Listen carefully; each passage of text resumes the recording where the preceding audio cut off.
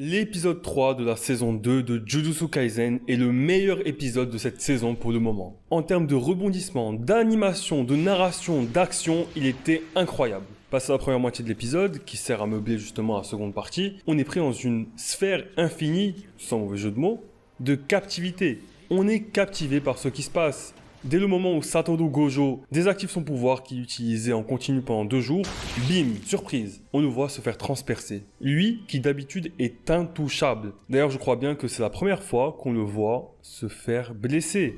Dans la saison 1, de par son pouvoir, il n'a jamais été touché. Le seul moyen d'atteindre Gojo, c'est de désactiver son pouvoir. Et lors de l'attaque où il y a eu une tentative de désactiver son pouvoir, elle a échoué et Gojo a fait de sérieux dégâts. Donc là, même si c'est dans un flashback et même s'il est bien moins fort que dans le présent, il n'est pas encore l'exorciste le plus fort après tout, eh bien on est quand même choqué. Nous on a gardé cette aura de puissance de Satoru Gojo.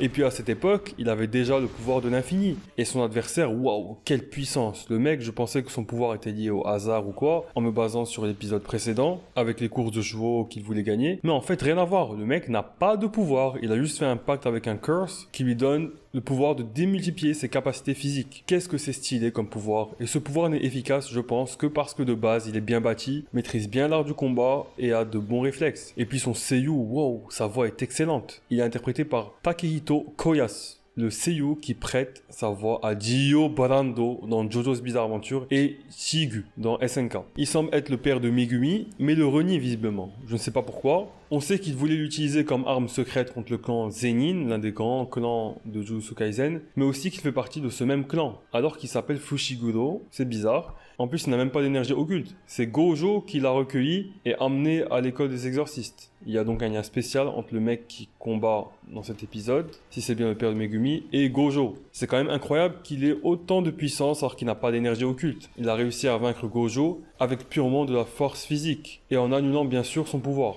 Il l'a vraiment dominé. Le combat était à sens unique. Bon, Gojo s'est laissé distraire parce qu'il pensait à la protection de Amanai, mais quand même.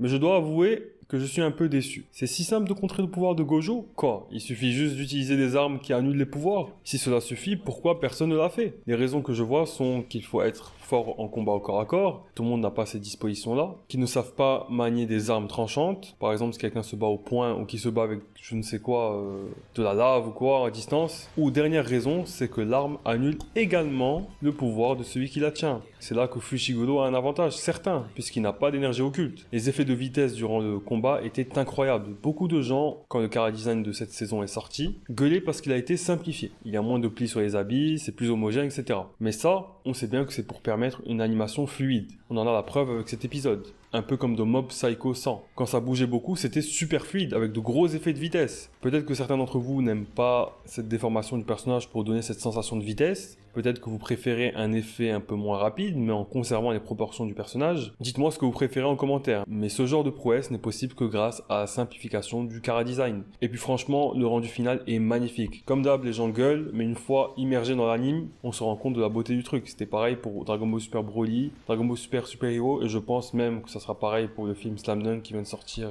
hier. Quant à la fin de l'épisode, elle est évidemment choquante.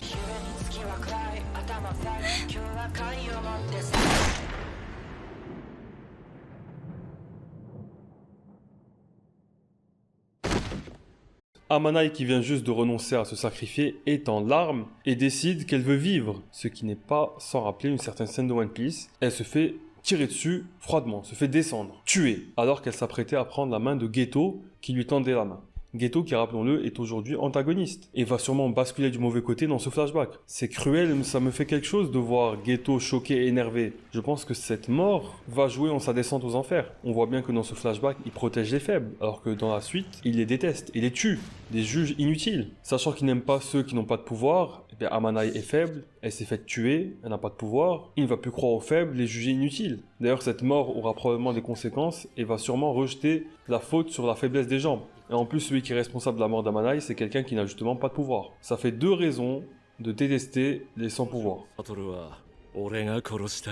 Dites-moi ce que vous pensez de ma théorie en commentaire, ceux qui n'ont pas lu les scans évidemment, les autres taisez-vous. En plus, on s'est fait feinter, l'ending s'est déclenché au moment où Amanai essayait de prendre la main de Geto, pour s'arrêter brutalement au moment où elle se fait tirer dessus, alors qu'à la fin, quand il y a vraiment l'ending, il se remet du début. Abonnez-vous pour suivre Jujutsu Kaisen saison 2 avec moi. Et n'oubliez pas, je n'ai pas d'ennemis.